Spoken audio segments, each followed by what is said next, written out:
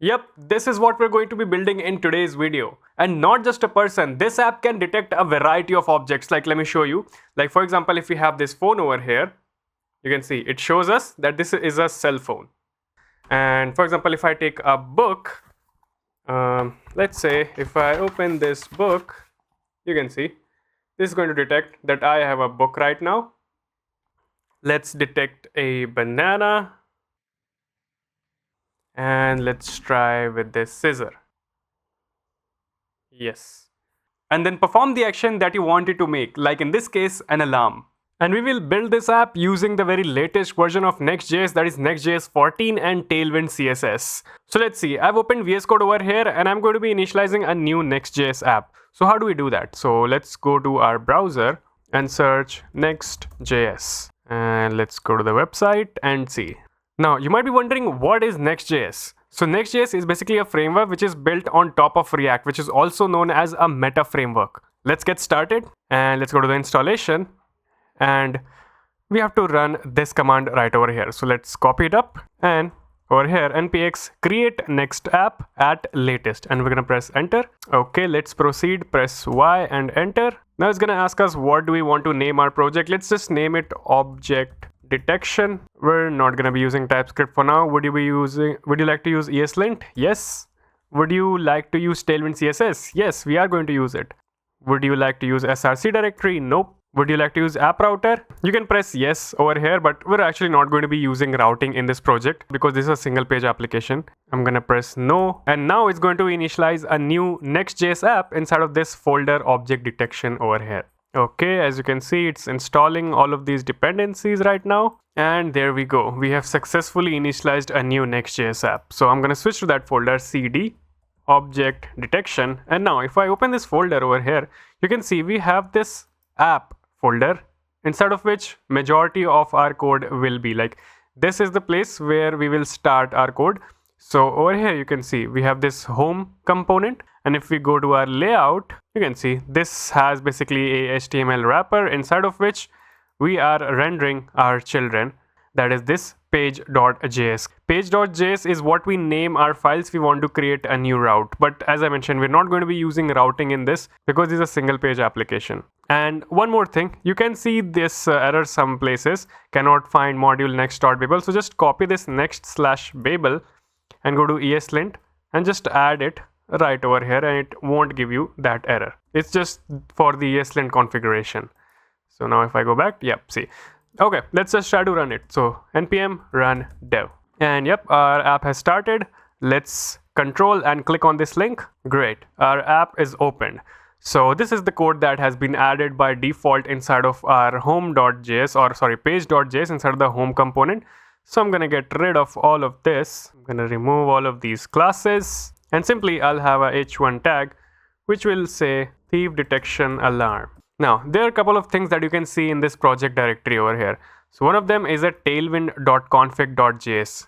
This is basically the configuration file for Tailwind CSS. If we want to make any changes to the inner working of Tailwind, like if you want to, add, for example, they have added this gradient radial over here, some additional CSS styling you can add over here.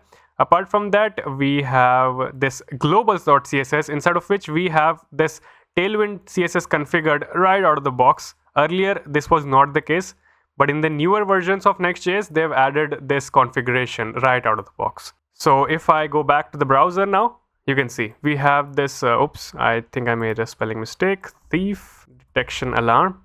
Yep, you can see, we can see this text right over here. Okay. Now let's start this by giving it some very basic styles. So Tailwind CSS is kind of very similar to Bootstrap if you have worked on Bootstrap before. So let's say if I want to give this display flex, so I'll just say flex. And you can see this gives us this all bunch of different suggestions over here. And for this, we have installed an extension over here. If I go to extensions tab and search Tailwind, yep, you see, this is the extension Tailwind CSS IntelliSense. So you can also go on to your extensions and install this. This will give you those intelligence suggestions when you're typing, these Tailwind CSS classes. And I'll say minimum height has to be of screen. which means 100 viewport height. Then I'll say flex column so that all of these are, aligned from top to bottom. If I, write over here, hello, and just go back, you can see it's top to bottom. But if I remove this, it's left to right. So we need this thing. Then I'm going to say items center to bring them to the center and some padding of 8. So what is P of 8? It's basically with respect to the RAM, which is 32 pixels. So you can, see over here how much pixels you want to put over here. And let's say if you're someone who wants to put hard-coded values instead of these 8 or 9 or 10, you can just say remove this. You can put square braces over here and say, let's say 32 pixels. It will work absolutely the same. So let's revert back and see. Yep, we can see it in the middle. So let's just add that gradient style that we had in our finished application, right? So in the h1 tag, I'll have a class name of font extra bold. And also, if you're wondering how will I know which class to write over here, so definitely go and check out tailwindcss.com. Over here in the documentation, you can learn about these class names right over here. If you want me to bring an in-depth tutorial on Tailwind CSS, just let me know in the comments down below, and I will create a full-on, in-depth tutorial on Tailwind CSS, or in NextJS if you want me to create a tutorial on NextJS as well. Then we will say text 3XL. So what is this 3XL? So you can see it has font size of this much and line height of this much. Text has variety of different values. Like for example, it can be large, it can be XL. So I'm putting 3XL over here and see. So this is basically I've put for smaller screen sizes, but I want if the screen size is above medium, so MD. So these are basically breakpoints that I'm adding. So let me just close this up. Yeah, text 6XL.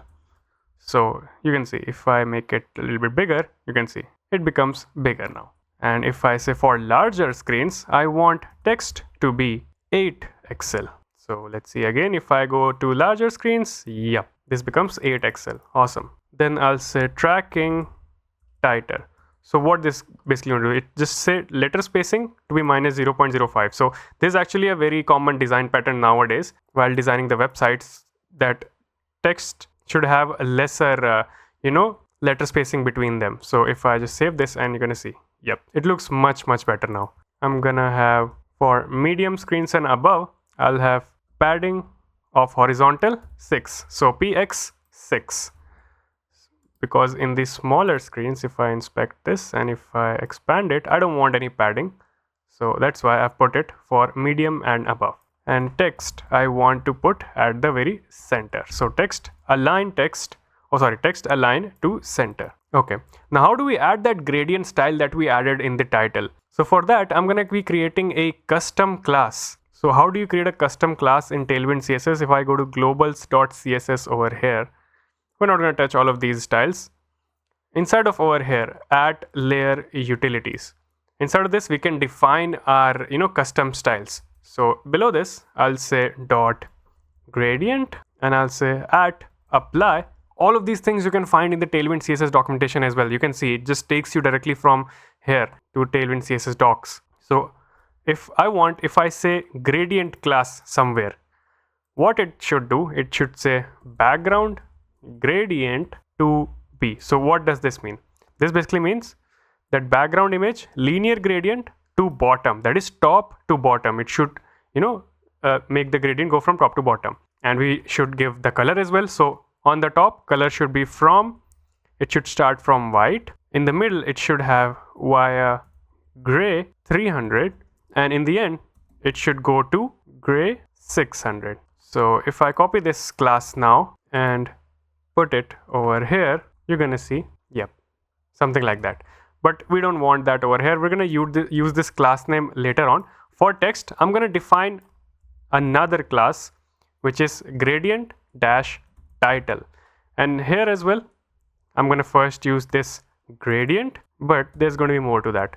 So gradient, and then I'll say text is going to be transparent, and background should clip the text. So that means we shouldn't see the background, but the background should be applied on the text.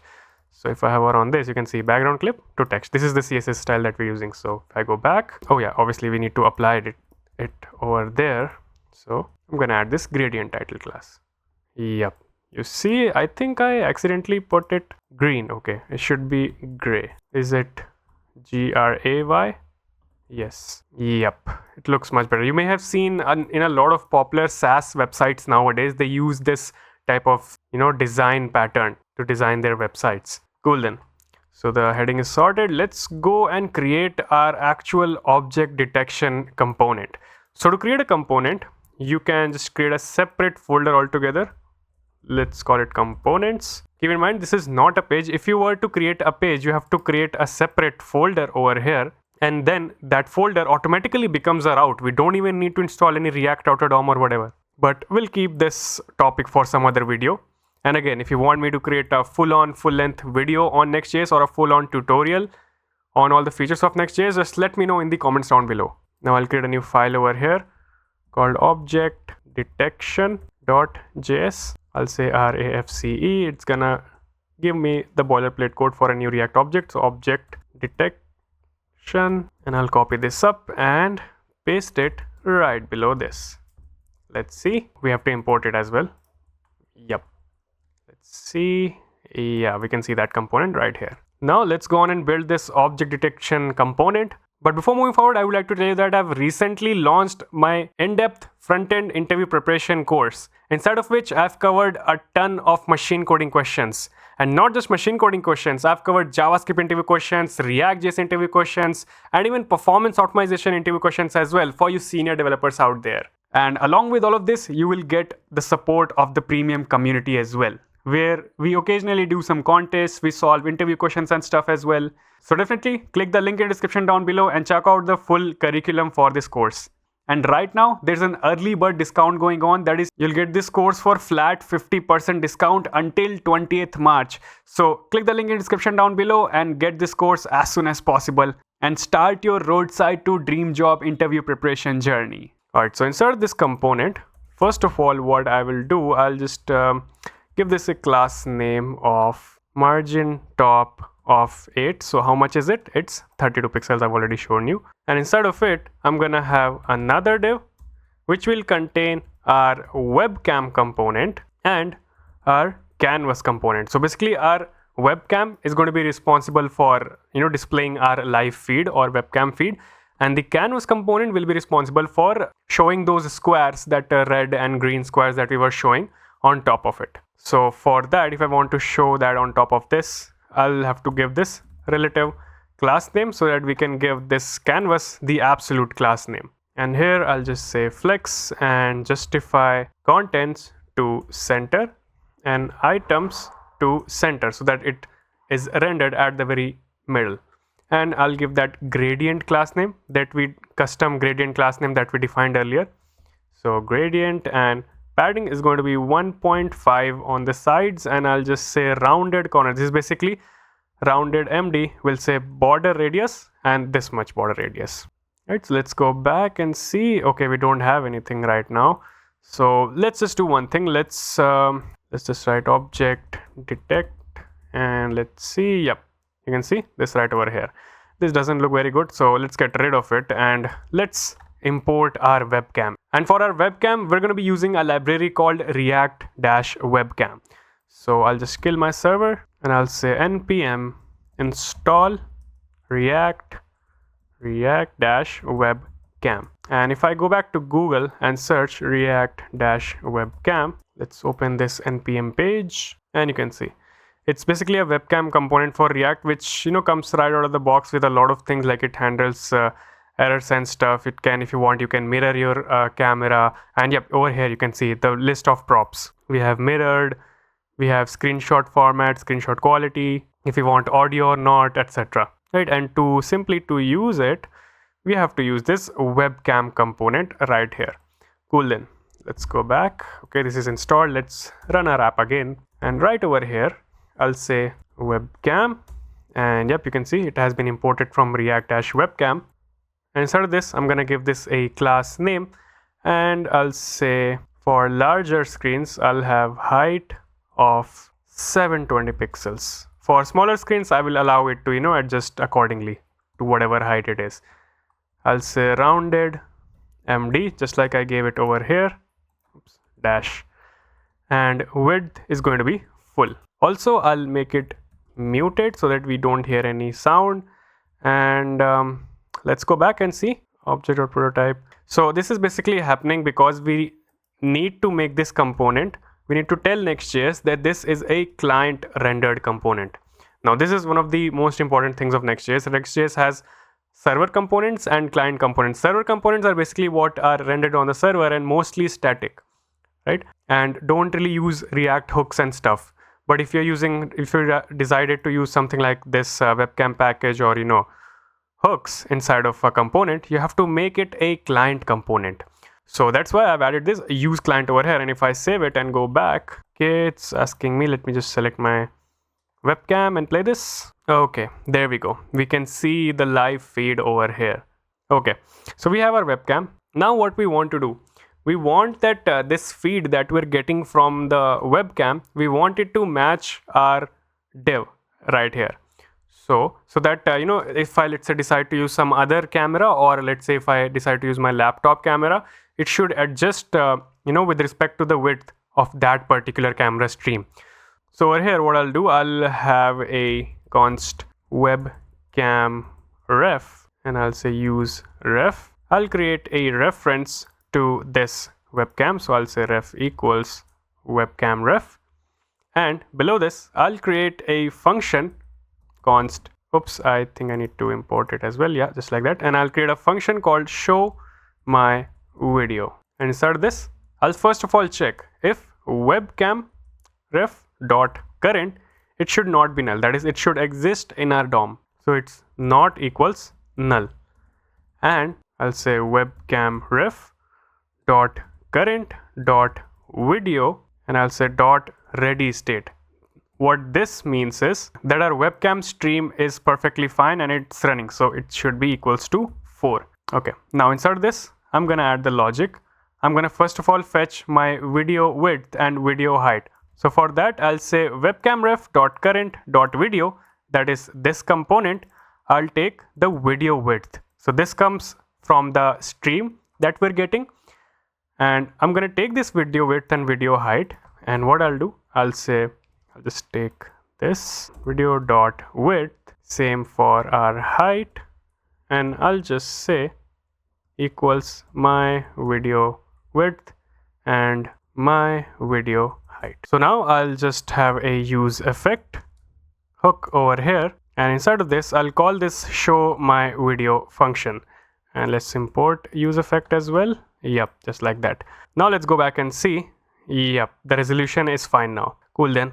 Now finally we're gonna go and install our AI model, the object detection AI model. So I'm gonna go to Google and search coco-ssd. So what is this coco-ssd all about? So this is basically an object detection model which is a part of this tensorflow.js library, which is developed by Google. And this tensorflow.js library comes right out of the box with a lot of pre-trained models. So one of those models is this coco-ssd. So how can we install it? We can either install it using script tag or npm. So let's go and install it by using npm. So inside of our terminal, I'll just stop the server and say npm install at tensorflow-model/coco-ssd and tensorflow/tfjs and press enter. And you can see it has started the installation, and there we go. Our packages are installed.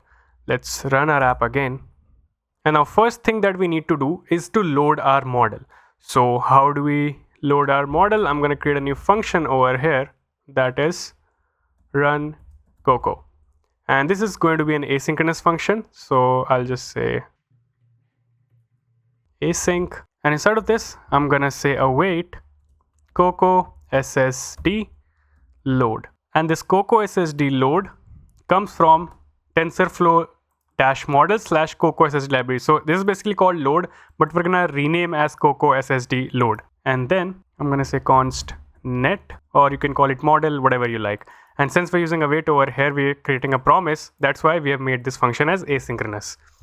And also let's add a loader as well. So I'll have a use state for is loading, which will be false by default, or let's say true by default. Whenever this is loaded, it will become false. Okay, let's just fix this. Yeah, now I'll say set loading to true before this, and after this has been loaded, I'll say set loading to false. And then after that, what we're going to do, we're going to run set interval. So set interval, and that too, I'm gonna run it every 10 milliseconds. That every 10 milliseconds, it's gonna detect whatever the object is on the screen. So first of all, I'll create a variable over here, const detect interval, and this detect interval will be assigned so that this becomes a global variable. So that if later on we want to do the cleanup, we can do that as well by, with the help of this. And now inside of this, I'm gonna run a function called run object detection every 10 millisecond, and I'm gonna provide it with this net or our models variable, right? And let's take this and call it inside of our use effect. So run coco, and simply over here I'm gonna add a loading state as well. So I'll just add a curly brace, and inside this curly brace I'll say is loading.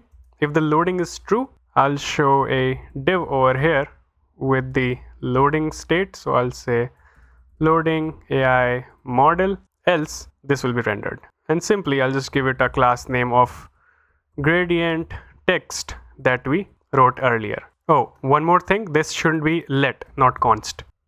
And yeah, now if I go back to our browser and see, if I refresh this, you're gonna see, yep, you can see we have loading AI model, and as soon as this AI model will be loaded, okay, we can see some error, no backend found in the registry. Okay, let's see what's the error. I think it could be because of this function that we have not created yet. And also one more thing, we're supposed to import star as tf from at tensorflow /tfjs, so that this imports all the essential things that it needs to run.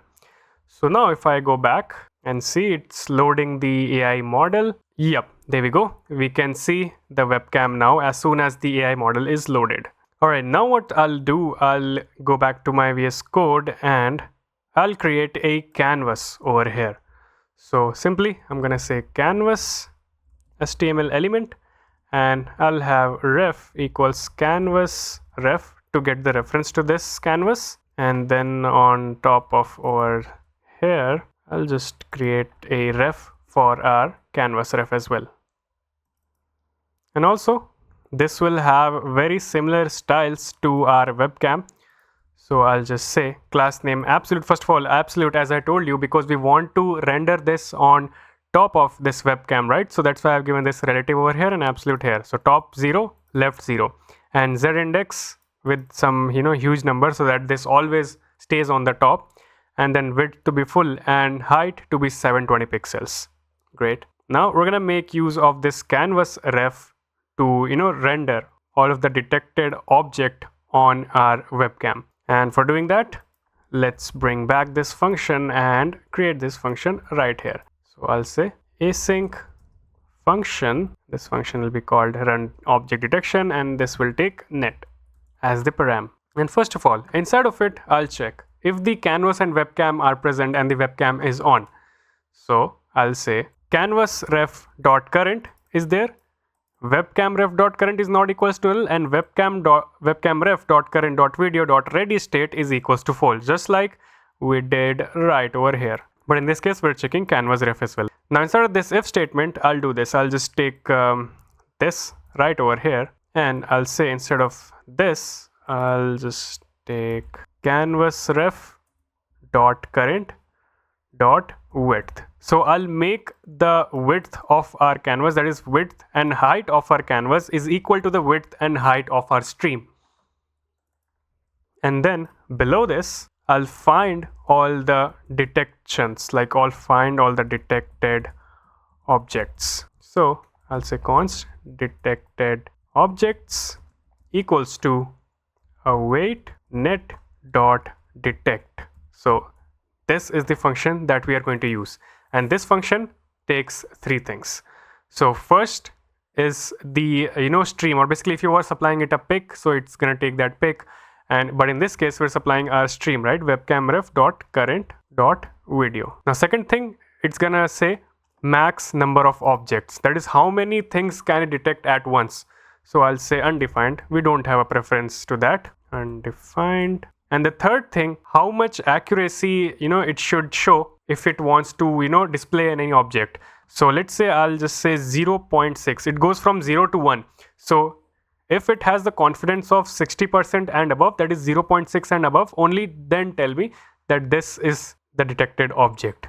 So let's just copy it up and console log right over here and see what we get. Okay, let's go to inspect and open the console. So yeah, you can see every 10 milliseconds it's detecting a new object. So right now it's detecting a person. Let's just show it a banana, and yeah, you can see it detected two objects over here, one a person, other a banana. Awesome.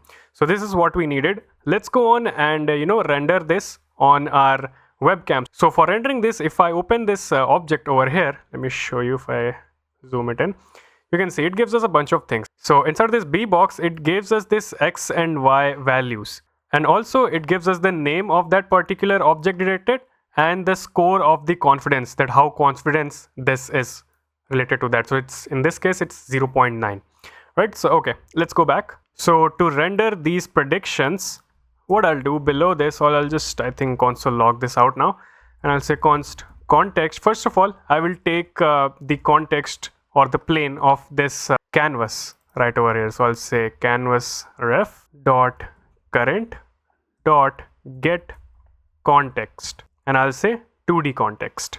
So you can see the identifier of the type of canvas to create. So I'll say 2D. All right. Now, right below this, I'll create a function, or I'll call a function called render predictions. And this will take two things. Basically, I'll provide it the detected objects, the data that I'm getting, and the context to our canvas, right? And let's just take this render predictions and create it in a separate folder. So I'll just create a new folder for our utilities. So our utils function, and I'll create a new file over here, render predictions.js. Inside of it, I'll create a function export const render predictions, which will take our predictions and our context that we were providing it over there. So arrow function. Yeah. Now we're supposed to, create objects on the canvas, right? So I'll say ctx dot clear rectangle. So what does this clear rect do? So you can see the clear rect method sets the pixels in a rectangular area to transparent black. The rectangle's top left corner is XY and its size is specified by width and height. So okay, we're gonna make a transparent rectangle area inside of which we will render all of this. So I'll say 0, 0. We're gonna start from 0, 0, and we're gonna provide some width and height, which is just simply going to be ctx dot canvas dot width and ctx dot canvas dot height. Below this, I'm gonna set the fonts for my canvas. So I'll say const font equals, let's say 16 pixels sans serif, and I'll say ctx dot font equals font. Now obviously a lot of us are not aware of how this canvas and all works, so definitely I would recommend you go to this MDN docs and read more about it. You can see we have all of these bunch of different functions related to the canvas. So just go to this link and check it out. And then I'll say ctx dot text baseline equals top. I'm going to show it at the very top. All right. Now we are going to render each and every prediction. So we have this predictions array, right? So I'll say predictions dot for each. I'll take one single prediction. Now if you remember, we have that B box key inside of it. So I'll say prediction and I'll take B box key, and it gives us a bunch of different things. Const, it gave us 4 things, right? So those were X, Y, and width and height, similar to this, right? And this will help us render. So I'll say const. First of all, I'll check if it's a person or not. So since we are creating a thief detector, we have to check if this is a person or not. So I'll say prediction dot class, and if you remember, there was a class which had that label. So I'll say person. So I'll say double equals person or triple equals person. Right now, with respect to this, I'll first create that rectangle box that you saw. So I'll say bounding box, and I'll say ctx dot stroke style. I'll add the stroke to the rectangle, and I'll first check if it's a person. Then I'll add a red stroke. You can just write red over here, or you can write this color that I'm writing over here. Or if it's not a person, then I'll write 00FFFF, which is a greenish color. Then after that, I'll have a line width of 4, that should be 4 of the width of that stroke. And then finally, I'm going to run this function called stroke rect and provide all of these values that I've gotten from bbox. Okay, then I'm going to fill the color inside of it. So I'll say ctx.fillStyle. So if you may remember that whenever there was a person, it was filling in a certain reddish color. So that's what I'm doing. If it's a person, then show 0.2 transparency, 0.2 opacity, else it's going to be 0, else we will not show any color if it's not a person. So basically we're setting the fill color to red, and then we're going to call this fill rect function. We're going to provide it all these values inside of it. And again, if you are confused about it, you can go and read more about this on the docs. Then I'll render the label. So first of all, I'll say ctx.fillStyle. I'll provide the fill style to this label. If it's a person, then it's going to be red, else it's going to be green. Text width is going to be ctx.measureText. So if I show you this measure text, if I go to over here and measure text. Now this measure text is the function that takes text, which is in this case, let's say if it's a person, then it will take the text and it will basically measure what is the width of that text. So that's what we are doing over here, dot width. And for height, I'm going to say %, whatever the font is, I'm going to set it to 10, else I'm going to take the font, which is in this case was 16. We set it to 16, right? So this value will be 16. And simply, then again, we're going to call this fill rect, and I'm going to fill in this value with x and y, where it will be rendered, and the width and the height of that thing. Then simply, to ensure our text stays on the top, I'll say ctx.fillStyle, and then I'll say ctx.fillText, prediction class, and xy. That's it. That is all we need to do. So let's go back to the object detection and just import it right here. And let's see. Yep, you see, we're getting, this rectangle around a person. If I show it a banana, yep, you can see it's detecting a banana. Great. So we're able to do all of these things. Now, what I'll do, if it's a person, with respect to that person, I'm going to play the alarm. Or let's say if you want to detect a scissor or, a book or whatever that you want to do, you can do that by checking just like this. So over here, I'm checking that is person, right? So in the end, I'll just add a condition. If it's a person, then I'm going to call a function called play audio. And obviously this play audio doesn't exist. So I'll create a function here, play const play audio equals const audio equals new audio, and I'm going to provide the location of my audio file. So it's going to be in the public folder. So I've added this. This is basically a meme sound over here. If you want, you can go to my GitHub repository and download this as well. And I've added it over here, and you can see this is 2 seconds long. So I'll try to loop it. So I'll say .mp3, and then I'll say audio.play. But this has an issue. So basically we're detecting every 10 millisecond, right? So every 10 millisecond, it's going to play a new instance of this audio, right? We don't want that. So we want some sort of optimization over here that if the audio is already playing, we don't want to play that. Or if let's say every 2 seconds, we're going to play an audio, right? So if you remember, I created a video on throttling a couple of weeks ago. So that is the technique that we're going to use, but we're not going to, implement our own throttling function just like we did in that video. I'll just switch to this folder and I'll install a library called Lodash. And Lodash provides us that throttle function right out of the box. And this is used a lot in, companies. So let's install this. And what I'll do, I'll simply wrap this whole function in the throttle function, which will be provided to us by Lodash. So throttle. Yep, you can see this has been imported from Lodash. Great, I think this should work. Okay, yeah, we need to provide the time, so I'll say 2 seconds since this is 2 seconds long. You can, if you want, you can do whatever you like. If over here, if a person is detected, you can show some icon or whatever you like. Okay, let's close this and let's go back to our browser. And if I refresh my app, yep, you can see we are playing that audio right over here as soon as the person is detected. So yep, that is it for the video. If you're preparing for interviews, definitely click the link in the description down below and check out my complete front-end interview preparation course. This is the only resource that you will ever need to prepare for your front-end interviews. And if you like this video, give this video a huge fat thumbs up and subscribe to the channel for more such awesome tutorials.